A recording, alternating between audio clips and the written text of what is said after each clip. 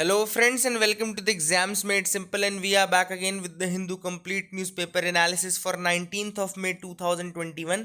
तो 19 मई 2021 का the Hindu newspaper analysis देखेंगे। शुरू करने से पहले अगर आपको वीडियो पसंद आती है फ्रेंड्स तो please do like it from your sides and do share it among your friends. अगर पसंद आती है तो उसको लाइक किया करिए एंड शेयर किया करिए। That is all we want from your side. And अगर आपको यूपीएससी प्रीलिम्स की रिवीजन सीरीज या सीसैट की रिवीजन सीरीज ज्वाइन करनी है तो you can join these from the links given in the description and comment section below. Start करते हैं आज के सवालों के साथ। सबसे पहले prelims question of the day जिनके आंसर्स आप करेंगे। पहला सवाल है, consider the following statements with respect to zeolites. Zeolites के रिस्पेक्ट में 3 स्टेटमेंट्स दिए, आपको बताना है कौन सा स्टेटमेंट इनकरेक्ट है, कौन सा स्टेटमेंट इनकरेक्ट है। Options are, first is zeolites are microporous 3-dimensional crystalline solid of aluminum silicate. Second statement is zeolites are either formed naturally or can be synthesized. तीसरा स्टेटमेंट है, an oxygen concentrator uses zeolite to absorb atmospheric nitrogen and then vents out the nitrogen. Which of the following statements are incorrect? Options are 1 and 2. Second option is 1 and 3 only, third is 2 and 3 only, या D is none of the above. तो इनमें से बताना है कौन से statements incorrect है zeolites के रिगार्डिंग। कल मैंने आपको, कल या परसों शायद जियोलाइट्स के बारे में पढ़ाया भी था, है ना। तो मैं आपको आंसर बताता जाता हूँ। The correct answer for this will be none of the above. तीनों ही करेक्ट स्टेटमेंट्स है, इसलिए कोई भी इनकरेक्ट नहीं होगा। Zeolites microporous 3-dimensional crystalline solids होते हैं एल्यूमिनियम सिलिकेट्स के, बिल्कुल सही स्टेटमेंट है। जियोलाइट्स या तो नेचुरली होते हैं, सिंथेसाइज्ड भी किए जा सकते हैं। मैंने आपको उस दिन बताया था नेचुरल भी होता है और उसको सिंथेसाइज भी किया जा सकता है। एंड ऑक्सीजन कंसंट्रेटर में यूज हो रहा है जियोलाइट्स का, ताकि नाइट्रोजन को वेंट आउट करके ऑक्सीजन को ये सप्लाई कर सके। तो जियोलाइट्स के रिगार्डिंग ये तीनों स्टेटमेंट सही है। None of the above will be incorrect. Question number second is, the concept of Anuvrat was advocated by. इनमें से किसके द्वारा अनुव्रत का कंसेप्ट एडवोकेट किया जाता है? Option are, A Jainism, B Mahayana Buddhism, C Lokayata school, या डी हिनयान बुद्धिज्म। तो इनमें से कौन सा ग्रुप है जो कि अनुव्रत को एडवोकेट करता है? अनुव्रत यानी वो होता है, अनुव्रत का मतलब क्या होता है? वो मतलब कि जब आप ये वोज आर अनुव्रत, तो इसका कंसेप्ट जो है ये जैनिज्म के अंतर्गत है। तो answer will be A, Anuvrata concept is in Jainism. And third question again is a very very good question. Which of the following are common to both Buddhism and Jainism? Buddhism and Jainism दोनों में common क्या है? First is avoidance of extremities of penance and enjoyment. Second is indifference to the authority of Vedas. Third is denial of efficacy of rituals and fourth is non injury to animal life. तो इनमें से कौन कौन सी चीज़ें common है between Buddhism and Jainism? अब देखो, options are 1 2 3 4, 2 3 4, 1 3 4, या 1 and 2। ना you should attempt this question from your side also, क्योंकि अच्छा क्वेश्चन है ये, स्टैटिक का बहुत अच्छा क्वेश्चन है और आपका प्रॉपर रिवीजन होगा। Now let me tell you the answer for this. एक एक करके अपन स्टेटमेंट देखते हैं। पहले लास्ट देखते हैं, non injury to animal life. बिल्कुल सही बात है, बुद्धिज्म एंड जैनिज्म दोनों ने कहा था कि इंजरी नहीं करनी चाहिए to the animal life. Second statement जो, थर्ड स्टेटमेंट जो है नीचे से देखें तो denial of efficacy of rituals, बिल्कुल सही बात है। रिचुअल्स को दोनों ने ही कहा था कि इतनी ज़्यादा एफिकेसी नहीं है उनकी, और एक्चुअली जैनिज्म एंड बुद्धिज्म को डेवलपमेंट ही इसीलिए हुआ था क्योंकि जो ब्राह्मणिक जो रिचुअल्स थे उनसे छुटकारा मिल रहा था लोगों को। फिर तीसरा स्टेटमेंट नीचे से देखें तो indifference to the authority of Vedas. Obvious सी बात है, अगर वेदास की अथॉरिटी को वो चैलेंज नहीं करेंगे तो लोग क्यों उनको ज्वाइन करेंगे? तो Buddhism and Jainism both challenge the authority of the Vedas. तो 2 3 4 तीनों ही स्टेटमेंट सही है। नाउ फर्स्ट स्टेटमेंट अगर आप देखें, avoidance of extremities of finance and enjoyment. अब यहाँ पे बुद्धिज्म एंड जैनिज्म कॉमन नहीं है। क्यों? क्योंकि जैनिज्म जो है उसमें एक्सट्रीम पिनेंस है, जैनिज्म में एक्सट्रीम पिनेंस है। अगर आप सल्ले खाना और ये सब देखें जिसमें आदमी को खाना छोड़ना पड़ता है, भोजन छोड़ना पड़ता है, फाइनली अपने जीवन का त्याग करना पड़ता है। बुद्धिज्म ऐसी चीज़ें नहीं बोलता है। बुद्धिज्म मिडिल पाथ की बात करता है, एक्सट्रीमिटीज़ की बात नहीं करता है। और जैनिज्म जो है वो थोड़ा सा एक्सट्रीम एक ग्रुप है, क्योंकि एक्सट्रीम पिनेंस की बात करता है। और दूसरी चीज़ जैसे कि बुद्धिज्म में एग्रीकल्चर अलाउड है, लेकिन जैनिज्म में एग्रीकल्चर भी अलाउड नहीं है। मतलब काफ़ी ज़्यादा एक्सट्रीम है, नॉन वायलेंस भी है तो काफ़ी ज़्यादा एक्सट्रीम है। क्योंकि अगर आप देखें कि जैनिज्म में आपको एग्रीकल्चर अलाउड इसलिए नहीं क्योंकि उनके अकॉर्डिंग कि ज़मीन के अंदर जो कीड़े हैं, ज़मीन के अंदर जो ये सब है रह रहे हैं इंसेक्ट्स एंड ऑल, उनकी डेथ हो जाती है when you do agriculture. So it is so much extreme that कि इसको फॉलो करना थोड़ा सा कई ग्रुप के लिए टफ हो जाता है। So these are the differences between the two, ठीक है ना। तो यहाँ पे याद रखना कि यहाँ पे एक्सट्रीम फिनेंस वाली बात है और वहाँ पे मिडिल पाथ वाली बात है। So first statement will be there, 2 3 4 will be the answer for this question. Now let's move to the mains question of the day. Mains question of the day की तरफ मूव करते हैं। आज का जो मेंस क्वेश्चन है वो है, a shift from Donald Trump to Joe Biden will also change the dynamics of India-US relationship. Discuss. Question is, a shift from Donald Trump to Joe Biden will also change the dynamics of India-US relationship. Discuss. Now, किस तरीके से जो Biden में जब हम shift हुए हैं in America, तो किस तरीके से रिलेशनशिप इंडिया यूएस का चेंज होगा और क्या कंसर्न्स आएंगे, ये आपको डिस्कस करना है इस आंसर में। तो please do try to write this answer under different heads, अलग अलग हेड्स में आप इस आंसर को लिखने की कोशिश करिए। So this the mains question of the day. Now let's move to the prelims news items of the day. Prelims factual news items of the day की तरफ मूव करते हैं और देखते हैं क्या क्या इंपॉर्टेंट न्यूज़ है जो कि मैंने डिफरेंट न्यूज़पेपर्स और डिफरेंट उसके ली हैं।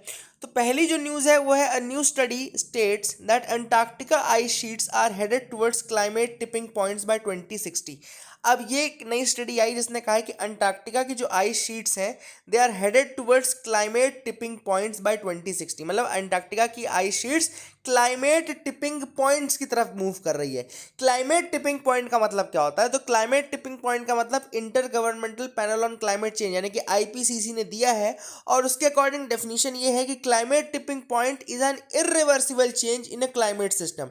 जब किसी क्लाइमेट सिस्टम में एक इरिवर्सिबल चेंज हो जाए, an irreversible change in the climate system is known as the climate tipping point. याद रखेगा, क्लाइमेट टिपिंग पॉइंट कहलाता है वो, ठीक है ना। तो please make sure you remember this.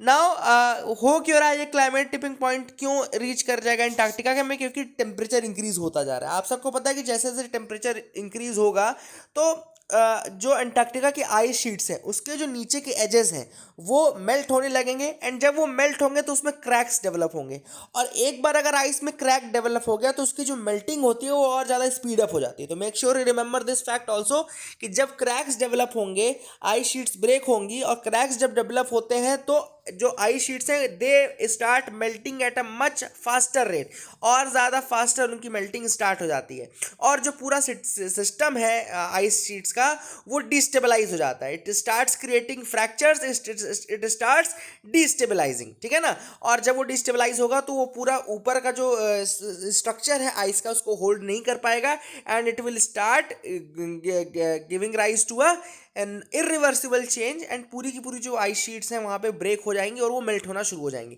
तो that is already known as the climate tipping point, and ये क्लाइमेट टिपिंग पॉइंट अंटार्कटिका में 2060 तक रीच हो सकता है as per the report.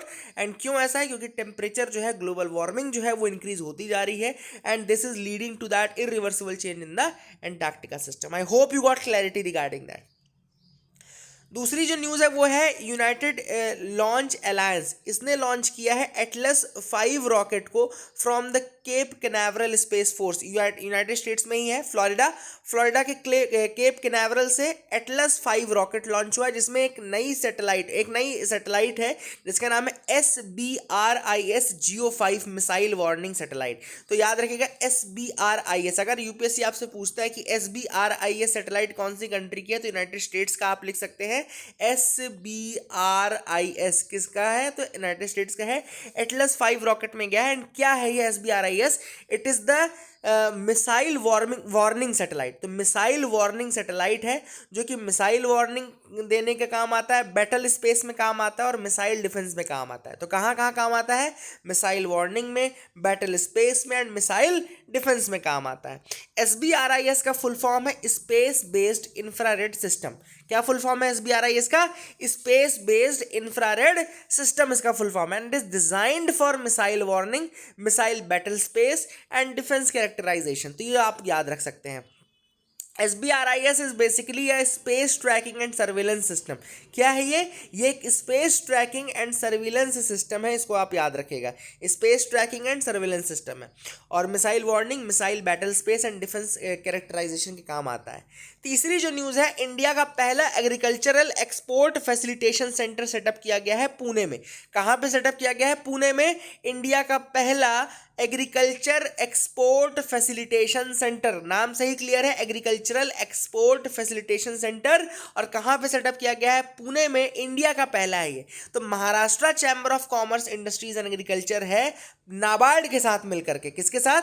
NABARD के साथ मिलकर के Maharashtra chamber of commerce, industries and agriculture है, जिसने कि नाबार्ड के साथ मिलकर के लॉन्च किया है इंडिया का पहला agriculture export facilitation centre, India first agricultural export facilitation centre, Pune में। अगली न्यूज़ है regarding the breakthrough infection. अब क्या है, ये कोविड के टाइम पे अलग अलग टर्मिनोलॉजीज आप सुन रहे हैं, उसमें से एक ब्रेक थ्रू इन्फेक्शन भी है। ये ब्रेक थ्रू इन्फेक्शन का मतलब क्या होता है? मैंने पहले भी आपको बताया था। ब्रेक थ्रू इन्फेक्शन का मतलब होता है कि ऐसे इन्फेक्शंस टू दोज ऐसे इन्फेक्शंस कोविड-19 वायरस के which are detected in a person who has received both the doses of vaccine। कोई ऐसा व्यक्ति जिसने दोनों ही डोज ले लिए हों वैक्सीन के, फिर भी अगर उसको कोविड-19 का इन्फेक्शन होता है, तो that is known as the breakthrough infection. याद रखिएगा, ब्रेक थ्रू इन्फेक्शन किसको कहते हैं? एक ऐसे व्यक्ति को जब कोविड-19 का इन्फेक्शन होता है, who has obtained both the doses of कोविड-19 vaccine, then that is known as the breakthrough infection. आप इसको याद रखिएगा। Now the centre will aid in boosting the agricultural and food exports of the अगली जो news है वो है, Iran recently launch its super computer called Simorgh. Simorgh नाम का सुपर कंप्यूटर लॉन्च किया जा रहा है किसके द्वारा? ईरान द्वारा। ईरान का सुपर कंप्यूटर है, नाम है सीमॉर्ग। और सीमॉर्ग जो है, ये नाम दिया गया है एक पर्शियन बर्ड के ऊपर। पर्शियन में फीनिक्स लाइक एक बर्ड है जिसका नाम है सिमुर्ग। सिमुर्ग नाम की बर्ड है which is in Persian tales. Persian tales में सिमुर्ग नाम की बर्ड है which is phoenix like bird, and इसी के ऊपर ये सुपर कंप्यूटर का नाम दिया गया है, the super computer Simorgh. Please make sure you remember this, ठीक है ना। So these are the news items from the front page and different news items from different websites and sources, different newspapers. I hope you got clarity regarding these news items. आगे move करते हैं, map of the day की तरफ आते हैं। अब आज का जो मैप हमने लिया है वो लिया है सिनाई पेनिनसुला का। मैं क्यों ले रहा हूँ? क्योंकि कल मैंने आप सबको एक टॉपिक पढ़ाया था अलग से वीडियो बना करके, इजराइल और पैलेस्टीन का कन्फ्लिक्ट बताया था। उसमें सिनाई पेनिनसुला का भी नाम आता है, जिसको कि 1967 में कैप्चर कर लिया था इजराइल ने। 1967 में इजराइल ने सिनाई पेनिनसुला को इजिप्ट से कैप्चर कर लिया था, ठीक है ना। क्योंकि हुआ यह था कि 1948 के बाद इजिप्ट के अंतर्गत क्या आ गया था, आपका जो वेस्ट बैंक वाला रीजन है, वेस्ट बैंक गाजा स्ट्रिप का जो रीजन है, जो गाजा स्ट्रिप वाला रीजन है, वो इजिप्ट ने अपने कैप्चर में रखा था 1948 के टाइम पीरियड के दौरान।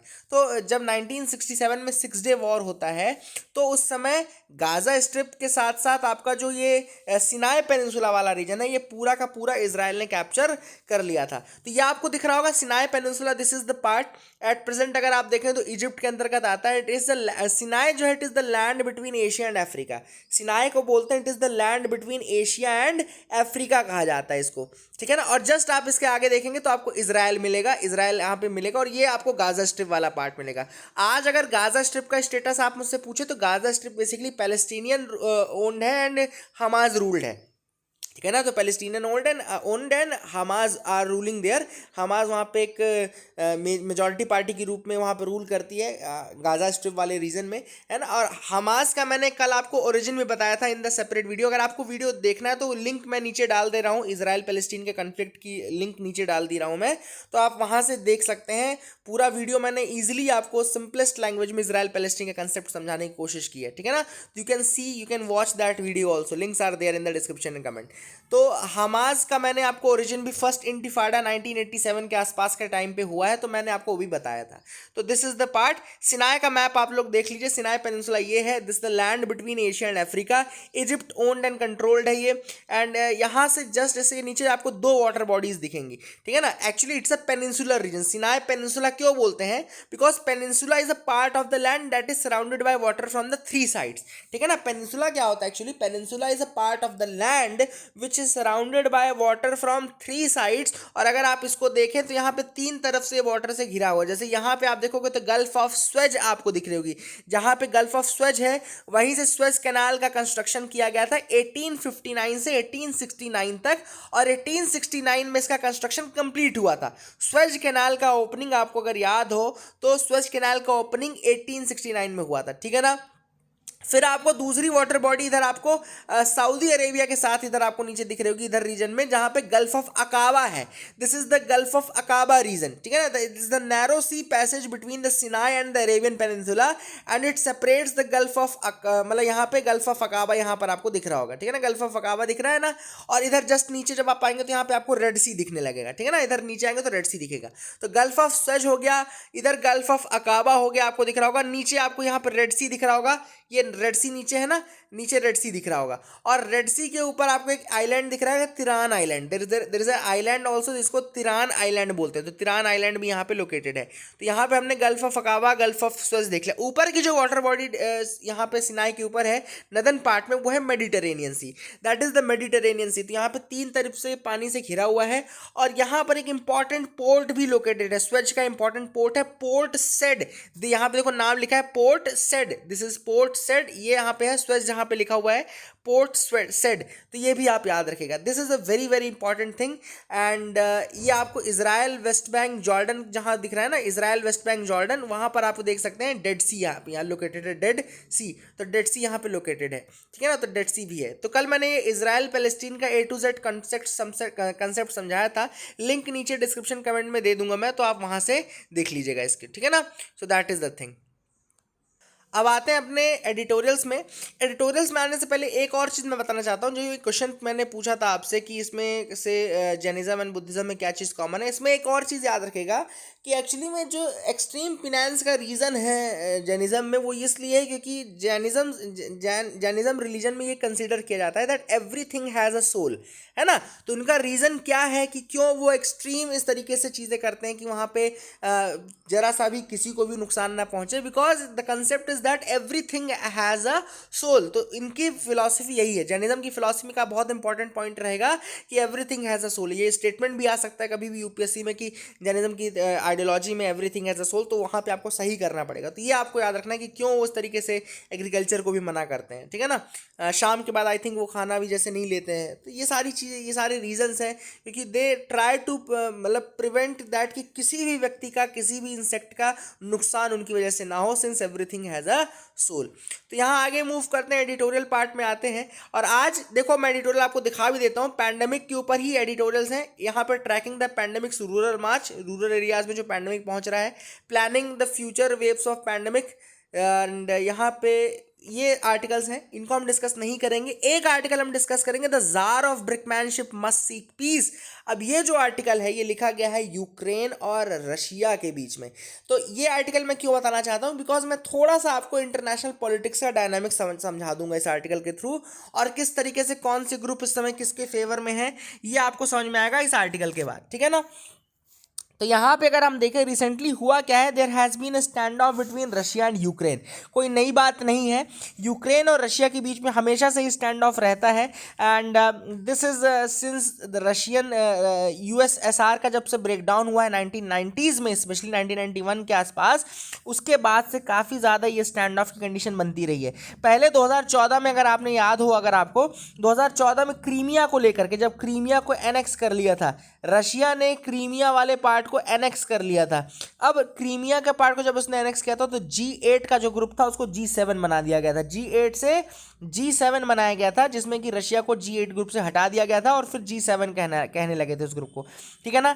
और यूएसए और नेटो हमेशा से अपॉर्चुनिटी ढूंढते रहते हैं कि अगर यूएसएसआर यानी कि रशिया के खिलाफ उनको कुछ मिलता है तो they team up then and there, तुरंत उनकी टीमिंग अप शुरू हो जाती है। तो अभी भी वही पॉलिटिक्स चल रही है। यहाँ पे स्टैंड ऑफ हुआ है बिटवीन यूक्रेन एंड रशिया, और जो parties now they are getting involve are USA, NATO, Turkey, every country is being involve now. So अब मैं थोड़ा सा आपको धीरे धीरे एक एक करके इस चीज़ें बताता जाता हूँ। 2014 का मैंने आपको क्रीमिया का एनेक्सेशन भी बता दिया। Let me show you once the map of Ukraine and Russia, let me show you the map.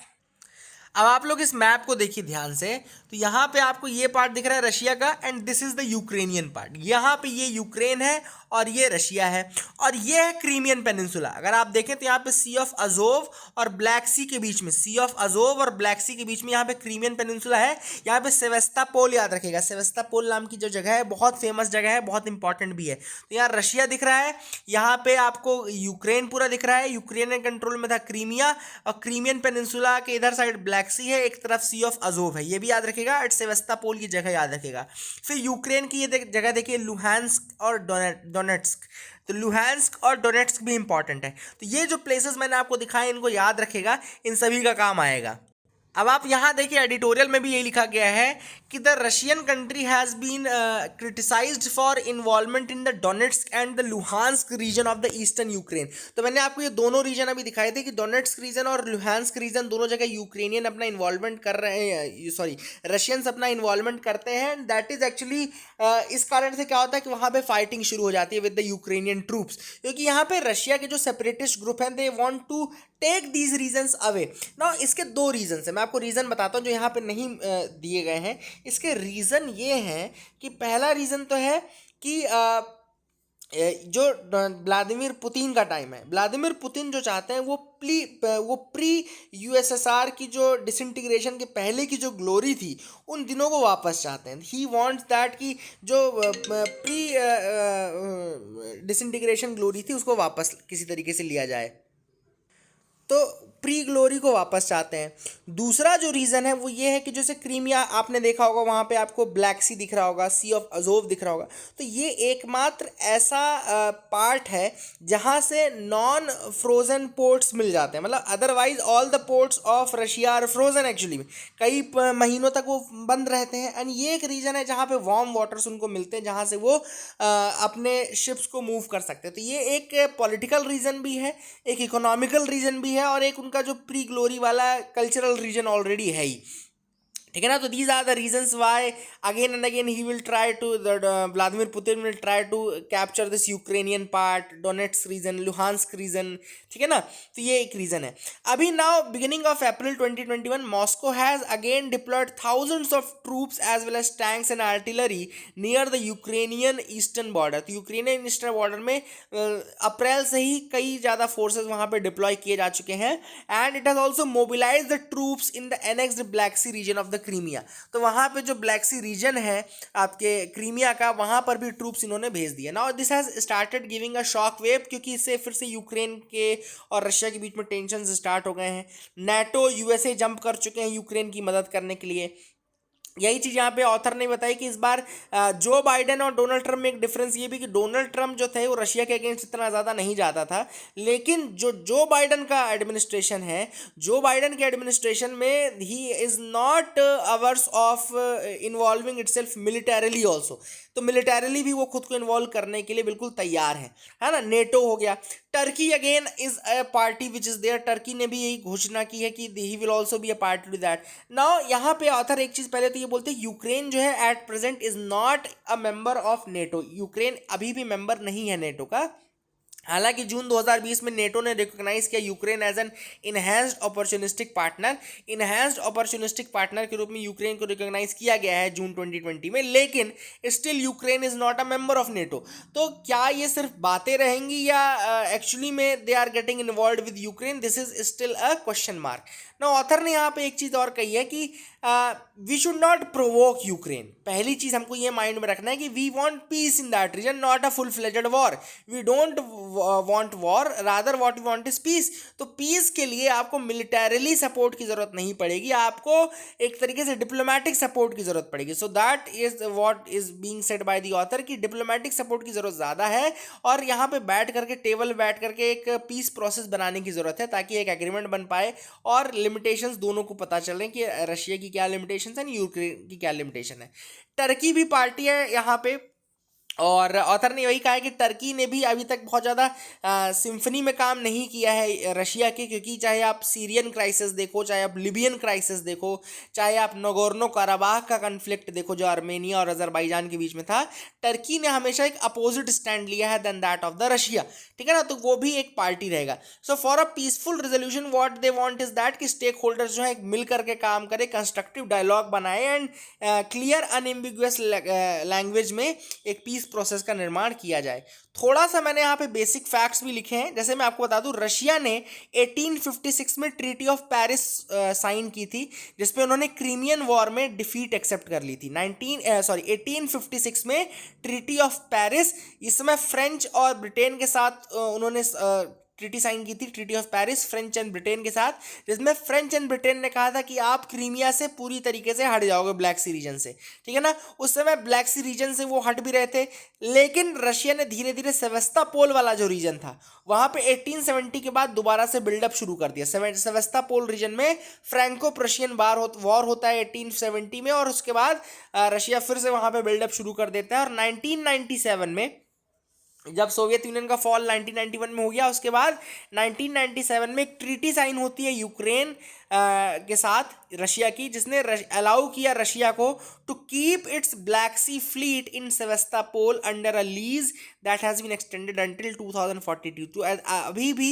1997 में एक ट्रीटी हुई थी यूक्रेन और रशिया के बीच में, जिसमें कि 2042 तक के लिए लीज में ब्लैक सी के रीजन में, सेवेस्तापोल वाले रीजन में अपनी फ्लीट रशिया रख सकता है। तो that these are the things which are going on. I hope you got clarity regarding this thing, and ये कुछ बेसिक चीज़ें थी जो मैं आपको बताना चाहता था। आई होप यू गॉट क्लैरिटी। आगे मूव करते हैं, देखते हैं कुछ और इंपॉर्टेंट न्यूज आइटम्स हैं कि नहीं। So new naming system for the virus variant. अब वायरसेस के जो वेरिएंट हैं, जैसे कोविड-19 वायरस के वेरिएंट्स हैं, जिनको कई बार हमने इंडियन वायरस बोला है या ब्रिटिश वायरस बोला है, तो यहाँ पे WHO का ये मानना है कि ये जो चीज़ है जिसमें हम जियोग्राफिकल रीजन के साथ नेमिंग कर देते हैं, so it creates a stigma, और ये हमेशा के लिए, जीवन भर के लिए स्टिग्मेटाइज कर देता है उस रीजन को कि भाई इबोला वायरस हमने बोल दिया, ये सपोज हमने जीका वायरस बोल दिया, है ना। तो ये सारी जो चीज़ें कहीं ना कहीं नामों से जुड़ी हुई हैं, किसी ज्योग्राफिकल रीजन से जुड़ी हुई हैं। जैसे वेस्ट नाइल वायरस बोला, इबोला वायरस बोला, West Nile, African swine fever हमने बोल दिया। तो all these things are stigmatising these regions, and इसीलिए ऑथर ने बोला कि WHO ने कहा है कि now they are planning for a new naming system, जिसमें कि वही राउंड रॉबिन सिस्टम का यूज़ होगा कि आप यूज़ करें, आप नाम देंगे, फिर अगला नाम देगा, फिर अगला नाम देगा, अगली कंट्री नाम देगी। तो जैसा ट्रॉपिकल साइक्लोन्स के केस में हरिकेन्स के रूप में होता है नेमिंग सिस्टम, वही नेमिंग सिस्टम अब आपके वायरसेस के वेरिएंट्स के लिए भी यूज़ किया जाएगा, ठीक है ना। तो ये आप याद रखिएगा। These are the things which are important. I hope you got clarity regarding these. आगे मूव करते हैं, देखते हैं और क्या इंपॉर्टेंट न्यूज आइटम्स हैं।